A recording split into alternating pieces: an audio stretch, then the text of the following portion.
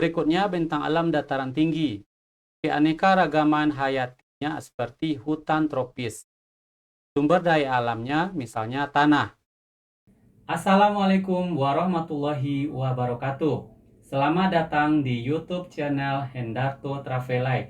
Bagi teman-teman yang baru menonton, di channel ini saya membahas video pembelajaran, sejarah pahlawan nasional, sedikit video perjalanan, dan konten edukatif lainnya.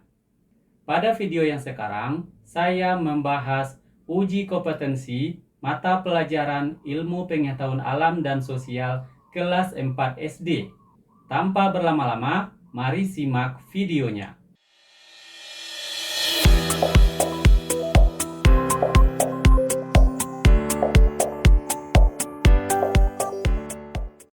Teman-teman kelas 4, kita bertemu kembali di mata pelajaran Ilmu Pengetahuan Alam dan Sosial edisi revisi kelas 4 SD Kurikulum Merdeka. Kita seperti biasa membahas tentang uji kompetensi. Sekarang teman-teman kita lihat, kita masuk di bab 5, ini khas daerahku. Sekarang kita langsung ke uji kompetensinya. Keanekaragaman hayati, daerahku kaya sumber daya. Kehidupan masyarakat daerahku. Amati gambar berikut. Sekarang perhatikan gambarnya. Sungai, dataran tinggi, pantai. Kemudian kita lihat soalnya. Buatlah perbandingan pengaruh bentangan alam di atas terhadap 1. Potensi keanekaragaman hayati yang muncul, minimal 3.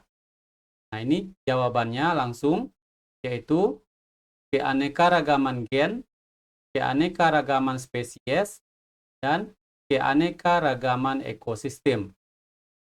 Berikutnya, soal yang kedua, potensi sumber daya alam hayati minimal 3 dan non-hayati minimal 3 yang dapat ditemukan berdasarkan soal kita yang di atas tadi. Jawab, sumber daya alam hayati, contohnya tanah, air, dan tanaman. Untuk sumber daya alam non-hayati seperti batu bara, minyak bumi, emas. Berikutnya, yang ketiga, potensi mata pencaharian minimal 3 dan profesi minimal 3 masyarakat setempat. Contoh mata pencaharian itu adalah peternak, pedagang, nelayan, dan lain-lain. Kemudian profesi, contohnya guru, dokter, peneliti, teknisi, fotografer, dan lain-lain. Sekarang kita lanjutkan, teman-teman. Salin tabel berikut pada buku tugas atau lembar yang disediakan guru untuk memudahkanmu menuliskan analisismu. Perhatikan, bentangan alam, keanekaragaman hayati, sumber daya alam, mata pencaharian, dan profesi. Contohnya di sungai, dataran tinggi, dan pantai.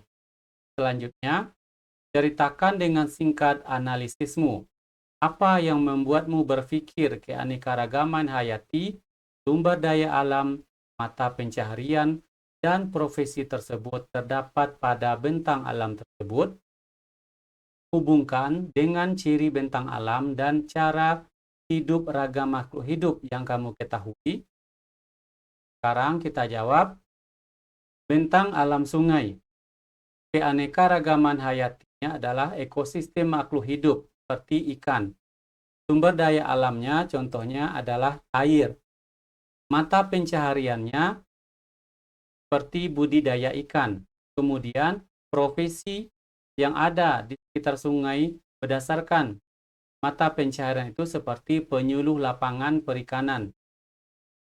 Berikutnya bentang alam dataran tinggi. Keanekaragaman hayatinya seperti hutan tropis. Sumber daya alamnya misalnya tanah. Mata pencahariannya seperti petani atau berkebun. Profesi masyarakat di sini adalah pedagang. Berikutnya, bentang alam pantai. Keanekaragaman hayatinya adalah ekosistem ikan laut. Sumber daya alamnya perikanan. Mata pencarian masyarakat adalah nelayan. Profesinya salah satunya adalah seperti peneliti. Untuk profesi kita tuliskan saja satu ya.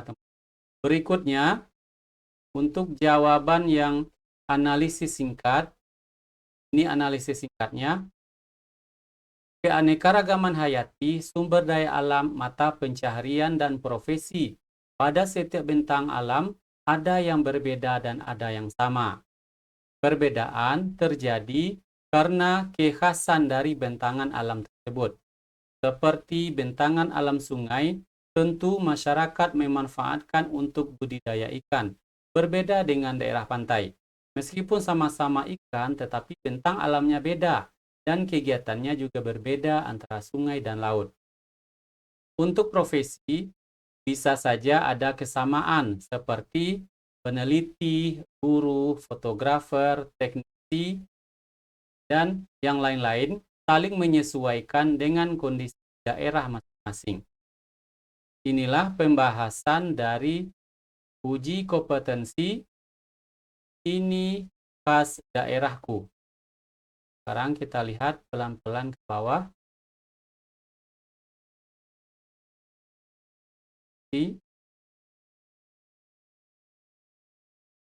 Jawaban yang satu, nomor 2,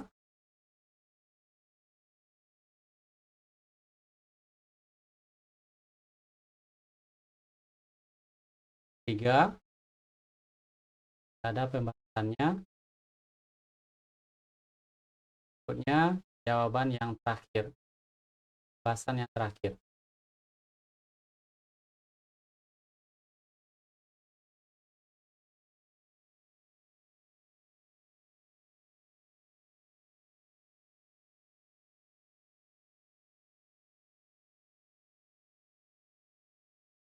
Sampai di sini video pembelajaran pembahasan uji kompetensi bab 5 ilmu pengetahuan alam dan sosial kelas 4 SD TK. Kita bertemu video berikutnya.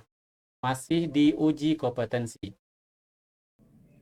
Teman-teman, bagaimana tentang pembahasan uji kompetensi ilmu pengetahuan alam dan sosial yang baru saja ditonton? Semoga teman-teman dapat mengambil manfaatnya. Dukung Hendarto Travelike dengan cara subscribe dan share ke teman-teman kalian.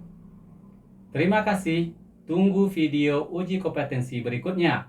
Assalamualaikum warahmatullahi wabarakatuh.